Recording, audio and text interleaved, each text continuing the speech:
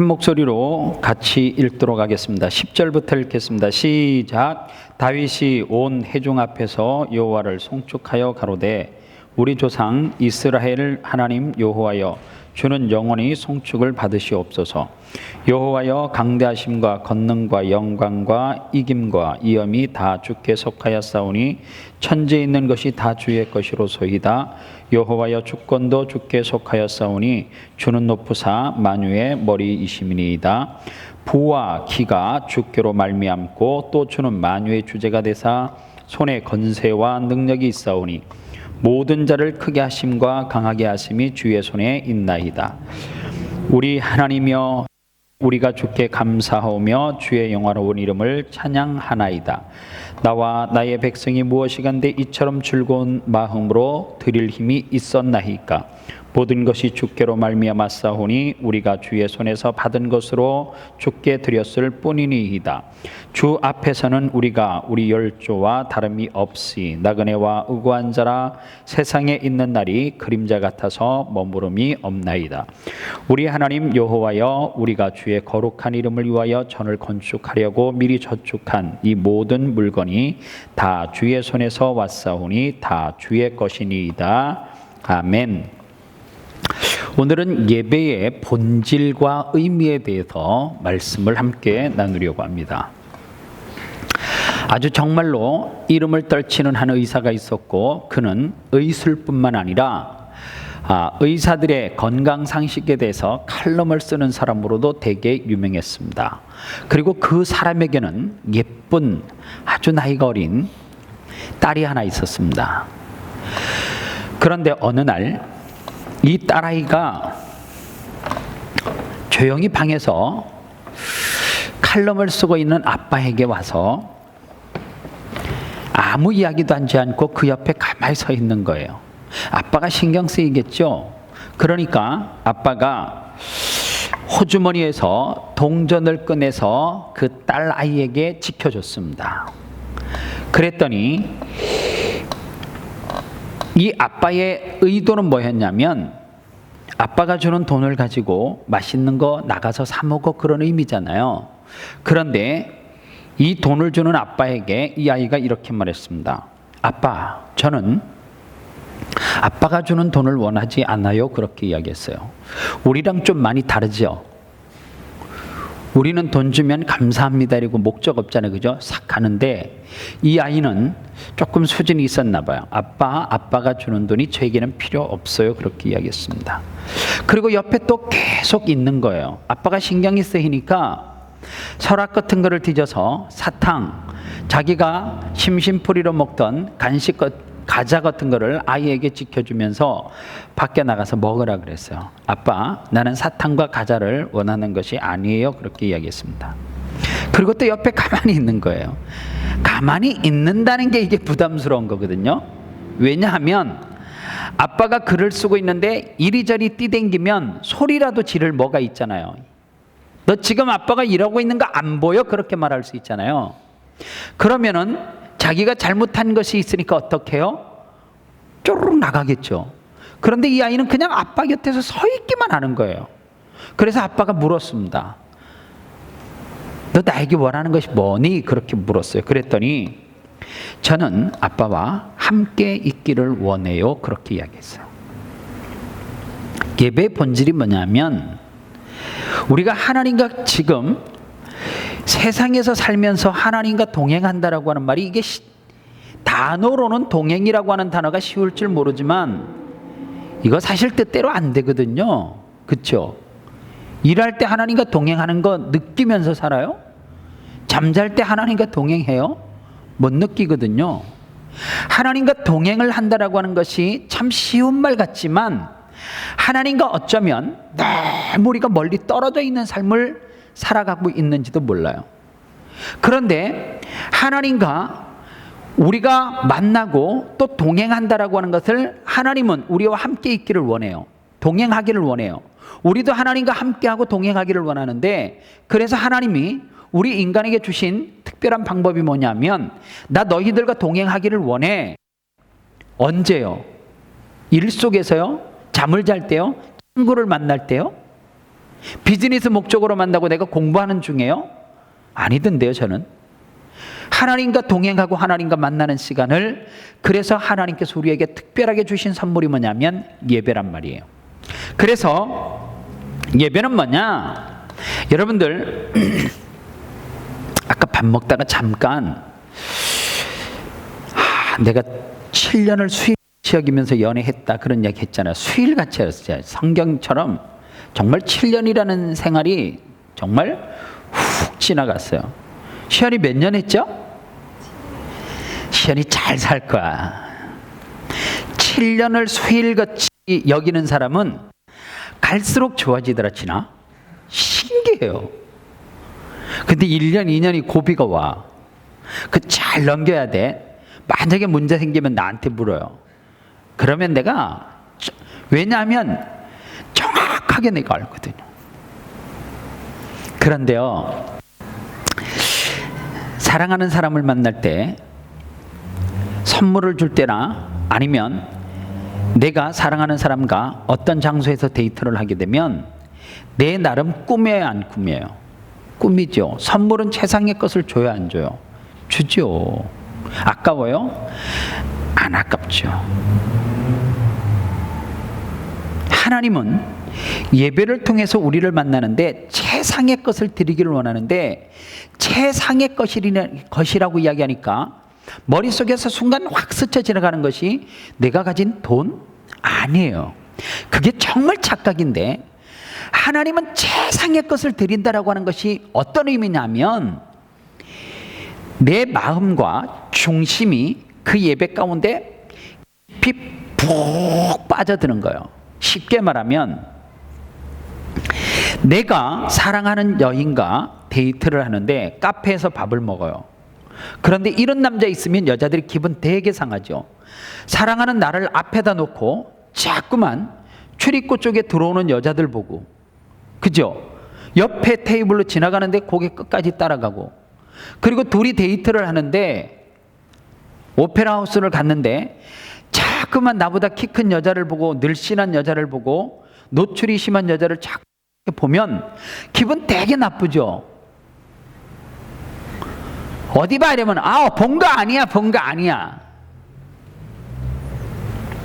정말 기분 나빠요. 왜냐하면 나와 같이 있는데 지금 다른 곳을 바라보니까 싫은 거죠. 그러니까 예배가 뭐냐 하면 하나님 앞에 들어오는 순간, 하나님 앞에 데이트를 하러 예배 가운데 나오는 순간서부터 하나님은 누구만 생각하기를 원해요? 그 사랑의 대상이 하나님만 바라보기를 원해요. 성경에 보면 나 여호와는 질투하는 하나님이라 그러잖아요. 질투가 똑같은 이야기예요. 우리가 상대 배우자에게 느끼고 사랑하는 사람에게 느끼는 거하고 똑같아. 질투가 느껴지는 거 똑같아요. 그래서 이벤트를 하잖아요. 사랑하는 사람 앞에서 이벤트를 할 때 처음서부터 끝까지 여인들은 무엇을 봐요? 여인들이 보는 거는 딱 하나인 것 같아요. 제가 볼 때 이 남자가 얼마만큼 최선을 다해서 이 이벤트를 준비했는가, 그 남자 보는 거죠. 그렇죠? 전혀 지금 동떨어진 이야기 하는 거예요, 제가? 크기만 봐요? 다이아 뭐 이런 크기? 선물에 막 이렇게 같이만 막 금액만 봐요? 아니잖아요. 마음을 본단 말이에요. 마음을. 하나님이 우리에게 원하는 것이 뭐냐 하면 마음을 원하는 거예요.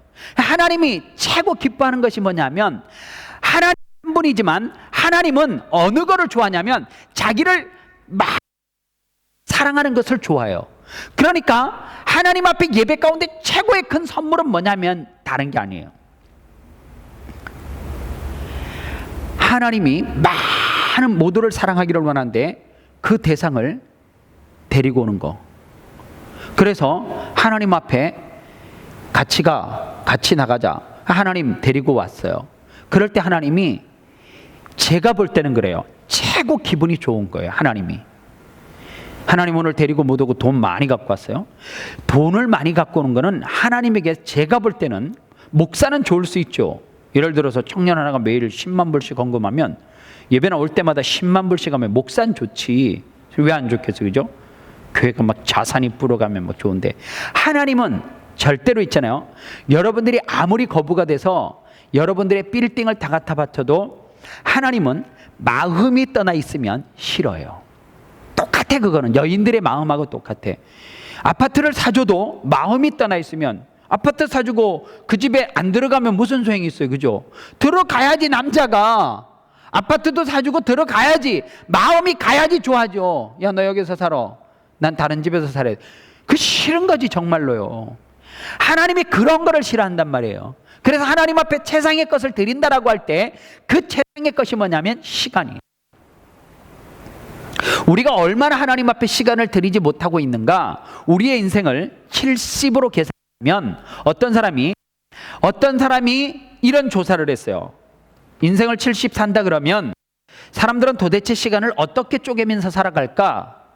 그렇게 계산을 해보니까 첫 번째, 잠자는 시간이 70년 가운데 23년이에요. 되게 많지, 그죠?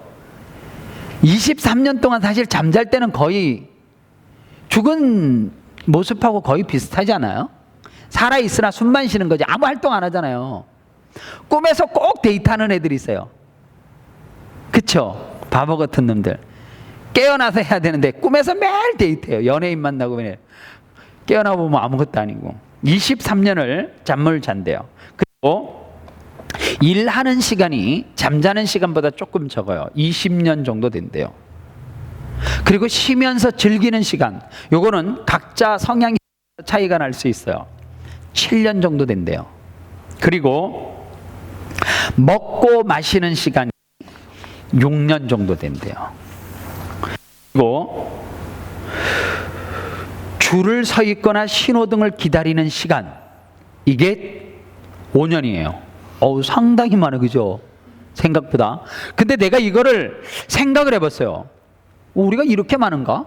가만히 보면 운전할 때도 우리 신호등 많이 기다려, 안 기다려요? 기다려요. 도시에서 빌딩과 빌딩 사이 도로를 건너갈 때도 신호등 기다리지만 차를 운전하고 가도 있잖아요. 신호등을 기다리는 거예요. 우리 비행기 탈 때 몇 시간 전에 나가요? 2시간 전에 나가잖아요, 그죠? 그 신호등 기다리는 시간이나 마찬가지잖아. 비행기 딱 올라타면 한 번에 가지만은 그래서 가능한 시간이다. 그리고 재미있는 통계가 있어요. 약속을 기다리는 시간이 3년이래. 좀 많이 잡았을 수도 있어, 그죠? 3년. 여성들이 가사 일을 하는데 4년인데 제가 이보다 훨씬 많을 것 같아요. 직장 여성인을 대상으로 한 것 같아, 내가 볼 때. 그리고 이 조사는 지금 하면 완전히 달라질 수 있는 통계가 나와요. 전화기를 들고 있는 시간. 제가 볼 때 지금 젊은 세대를 계산해 보면 전화기를 들고 있는 시간이 70년 가운데 10년은 내가 볼 때 될 것 같아. 안 되겠어요? 충분히 되고도 남아요. 잠자면서도 잠자기 전까지 핸드폰 거의 다 들고 있죠. 제가요, 엊그제 또 이제 그 약정한 2년이 끝난 거예요. 그래서 하나님, 나는 정말 내 소원이 있다면 이놈의 핸드폰에서 좀 자유하고 해방되는 것이 내 소원입니다. 그래서 내가 우리 집사람한테 한 10불 내는 플레인 있으면 나 그걸로 해줘라. 그냥 받는 것만 하게. 그런 게 어디 있냐고. 그래서 그 좋은 핸드폰은 큰아들이 가져갔어요. 근데 나는 이제 핸드폰에 대한 이런 욕심이 사라졌어요. 여러분들이 생각하면 목사님 늙어서 그래요 그러는데, 이 전화가 여러분들처럼 우리 만나서 밥 먹을래? 우리 이런 거면 나도 갖고 있고 싶지. 이게 얼마나 좋은 건데, 그쵸? 근데 여기에는 자꾸만 테러에 가까운 문자가 들어오고요, 머리가 터질 만큼 폭발할 일들이 이 핸드폰에는 있어요. 그래서 이걸 안 보고 요새 제가 쓰는 거 진동으로도 안 해놔요. 무음. 그냥 이렇게 덮어놓으면 아예 전화 왔는지도 안 왔는지도 모르고, 오전에 전화기는 한 점심때쯤 한번 이렇게 열어봐요. 이렇게 누가 왔나 안 왔나. 그럼 그때 답해요. 또 덮어놔. 이게 내 인생에 별로 도움이 안 돼요. 예배하는 얼마냐? 70년 인생 가운데 예배하는 시간이 1년 6개월 정도 된대요. 의외로 우리가 하나님 앞에 예배하는 시간이 되게 많은 것 같은데요. 안 많아요. 하루 24시간 중에 옥하는 목사님이 이런 이야기를 했어요. 하루 24시간 가운데 10분만 예수 그리스도의 십자가를 좀 생각하면서 살아라고. 10분만 예수 그리스도의 십자가를 묵상하면서 살아가래요. 10분만 24시간 중에 10분만 예수 그리스도를 묵상하면 죄 짓는 것으로부터 많이 자유할 수 있고요. 세상의 유혹으로부터도 많이 이길 수 있고 하나님과 충분하게 가까워질 수 있는 시간이 10분이라고 이야기를 해요. 놀랍지 않아요? 하루 24시간 중에 1시간이 60분 아니에요. 얼마나 많은 시간입니까? 그 가운데 10분만 하나님의 예수 그리스도의 십자가를 깊이 묵상하면, 예수 그리스도의 십자가를 깊이 묵상하는 시간이 10분만 되면 예수님과 동행하는 삶을 살 수 있다라고 이야기해요. 뜨끔하더라고요. 뭐에 한 대 탁 얻어맞은 것 같아요. 우리가 하루에 10분 예수 그리스도의 십자가를 깊이 생각하는 것이 결코 쉽지 않아요. 오늘 성경 말씀은 다윗이 하나님의 성전을 건축하려고 거기에 필요한 모든 자재와 거기에 들어가는 돈을 다 준비하고 난 다음에, 쉽게 말하면 다윗은 왜 그렇게 하나님의 성전을 지으려고 하느냐 그 말이에요.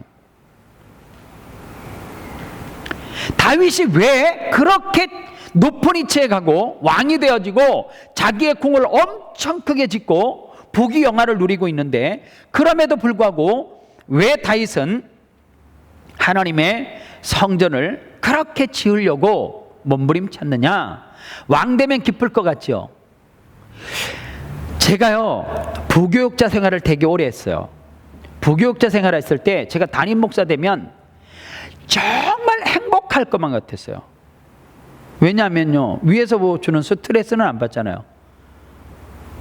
그쵸? 부교육자 하면 있잖아요, 위에 있는 담임 목사님으로부터 스트레스 되게 많이 받거든요.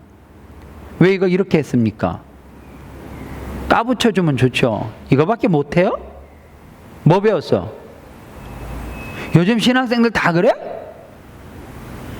도대체 하나님의 부름을 받았어요? 그러려면 그냥 때리치우고 세상에 가서 직장 생활하죠. 오, 얼마나 충격이에요. 제가 그때 소원한 게 있어요. 나는 담임 목사 하면 이거밖에 못해요? 그러려면 이런 말 안 해요. 그냥 회의를 안 해요. 오해할 필요 하나도 없어요. 우리 목사님은 아니에요. 제 마음속에 느낀 게 많아서 코람떼어 하나님 앞에서 본인이 사역하는 거지 저에게 무엇인가를 하려고 사역하지 말라고, 제가 그게 중심이에요. 그때 바뀌었어요. 근데 담임 목사 되면 정말 편할 줄 알았어요. 룰루랄라. 그냥 내가 뭐 하고 싶으면 가서 하면 되고, 뭐 하고 싶으면 하면 되고, 이럴 줄 알았거든요. 아니야. 나 담임 목사 괜히 했어요. 그런 생각이 들 만큼 쉬운 게 아니더라고요. 다윗이 왕이잖아요. 저보다 한참 높은 자리에 있지 않아요? 그런데 다윗이 뭐가 부족하면 신하에게, 부족하면 비서실장에게, 부족하면 누구에게 갖고 와 벌려 그러면, 다윗 때는 하루에 있잖아요. 여러분들 솔로몬이 있잖아요. 솔로몬이 하루에 그 솔로몬 궁에서 먹었던 짐승과 곡식을 이렇게 이야기하면 우리 아름다운 교회가 1년 내내 매일 먹을 수 있는 분량을 솔로몬은 하루에 궁전에서 잔치하는 데 소비를 했단 말이에요. 어느 정도 대단한지 알겠죠? 얼마나 즐겁겠어요. 매일 파티예요. 왕이니까. 다윗이 그러면서 즐거움을 찾을 수 있는데, 다윗이 왕이 됐을 때 성전을 지으려고 했었던 이유가 뭐냐면, 내 인생의 즐거움이 무엇으로부터 온다라고 생각했냐면 하나님의 전에서 예배하는 것으로부터 온다라고 생각을 했기 때문에 다윗이 성전을 지으려고 몸부림쳤어요.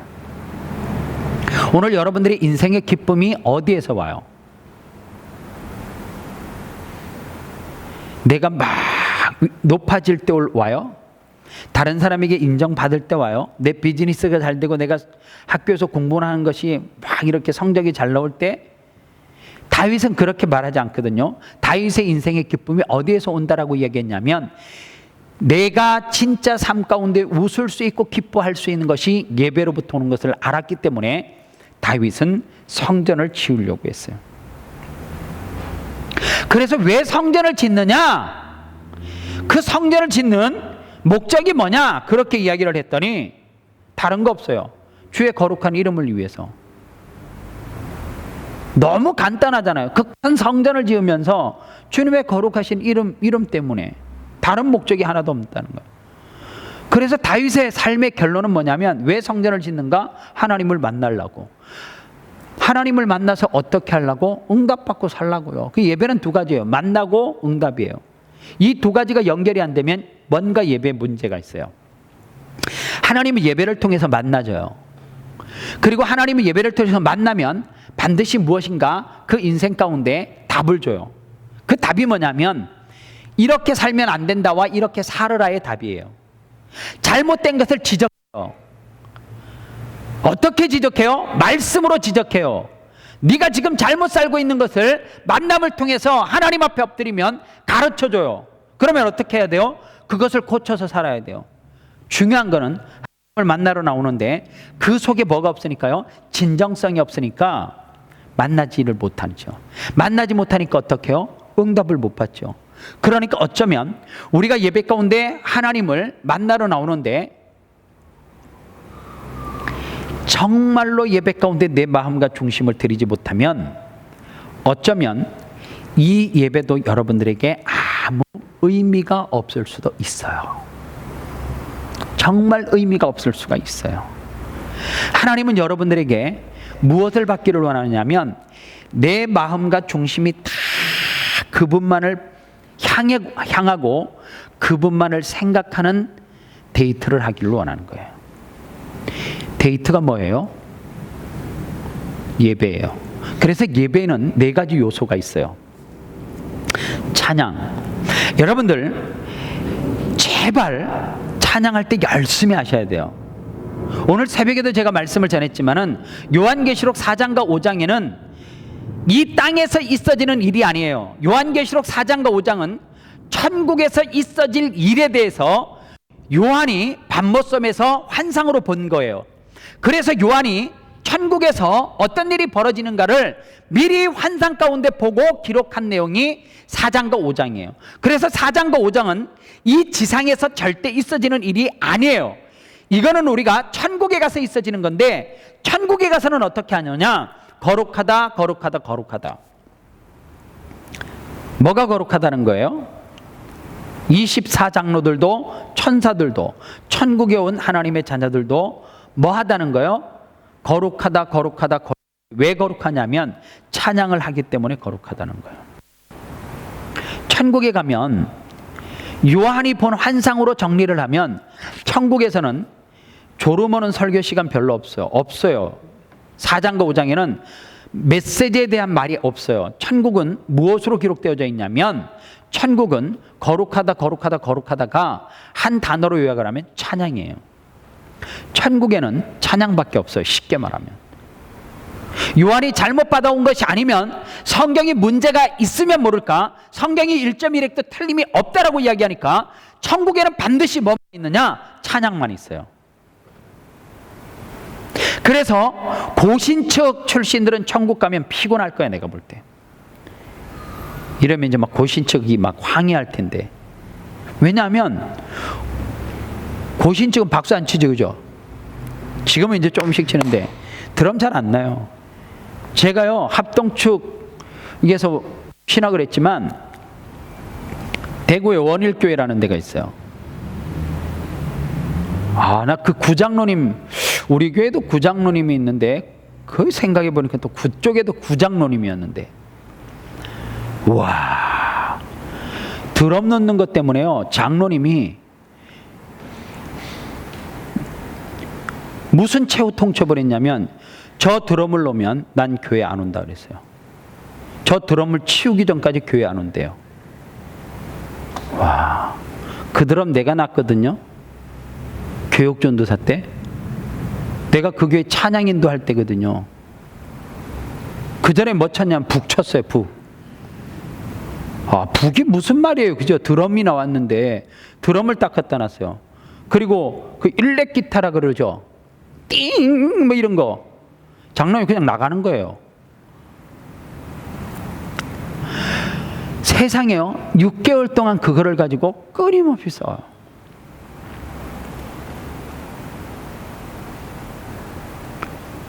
시편 150편을 보면 총 6절인데요. 11개 문구로 이렇게 찬양하고 이렇게 찬양하고 이렇게 찬양하고 이렇게 찬양하라고 나와요. 소고치고 춤추고 찬양하고 현아와 비파고 뭐냐면 악기 동원할 수 있는 거 다 동원해라 그 말이에요. 그리고 마지막에 뭐라 그러냐면 결론이 이거예요. 호흡이 있는 자는 여호와를 찬양하래요. 그러니까 죽기 전에 기운만 이렇게 해도 찬양해야 돼. 이럴 때도 찬양해야 돼. 그 말은 그 말이에요. 우리는 그러잖아요. 모르는 노래만 나오면 줄이 틀고 안 해요. 찬양 인도자가 내 스타일에 안 맞아도 줄이 틀고 안 해요. 천만에요. 찬양은 누가 가장 기뻐하느냐면 하나님이 가장 기뻐하는 거예요. 괴로울 때는 기도하고 즐거울 때 찬양하잖아요. 천만에요. 괴로워도 상황이 안 돼도 다 찬양해야 돼요. 찬양 한 곡만 딱 부르고 나면 정말로 회복이 돼요. 그 이유가 있어요. 지옥에서는 고통만 한대요. 천국에서는 뭐만 한대요? 존 버년이 그랬거든요. 제가 하는 말 아니에요. 철로 역정을 쓴 존 버년이 그렇게 이야기했어요. 지옥에서는 성치는 그 소리만 들어 고통하는 소리만 들리고 천국에서는 뭐라 그래요? 찬양하는 소리만 들린대요. 찬양 열심히 하십시오. 얼마만큼 열심히 해야 되냐면 하나님은 찬양을 잘하고 못하고 다 민재가 없고 진이 같으면 좋지. 그쵸? 근데 내가 두 사람 역사를 알아요. 미안하지만 얘네들 나보다 노래 더 못했어. 자꾸만 기뻐서 하니까 어느 순간에 비교하지 못할 만큼 잘하잖아. 믿거나 말거나 우리 집사람이 내가 노래하는 거 보고 조금 반했어. 이래봬도 내가 시골에 노래자랑대회 나가서 최우수상까지 받아봤다니까. 금상 아니? 대상 이런 거? 내가 우리 동네 대상 출신이요. 내가 노래하면 기타 치고 노래하면 온순이도 훅 한 방에 갔어요. 근데 있잖아요. 중요한 게 있어요. 하나님은 잘하는 민재 찬양만 받고 진이 찬양만 받는 거 절대 아니에요. 내가 우리 교회 꿈이 있잖아.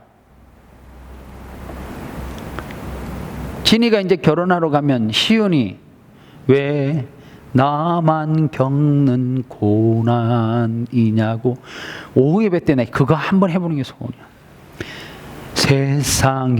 세상에서 방황 아마 장로님들 권사님들 깜빡할 거예요. 다양성. 그럼 또 청년들이 어우 저 시윤이 뗄 좀 당황스럽죠. 이번 주 셀 모임 때 노래 공목 보내드립니다 이러면 왜 나만 겪는 고난 당황스럽지 아니에요. 저는요 그 찬양을 통해서 얼마나 은혜의 생수에 강해서 헤엄쳤던 세대인데요. 손에 있는 부귀보다 주를 더 사랑하는가 이슬 같은 목숨보다 이런 찬양 나오면요 엉엉 울어.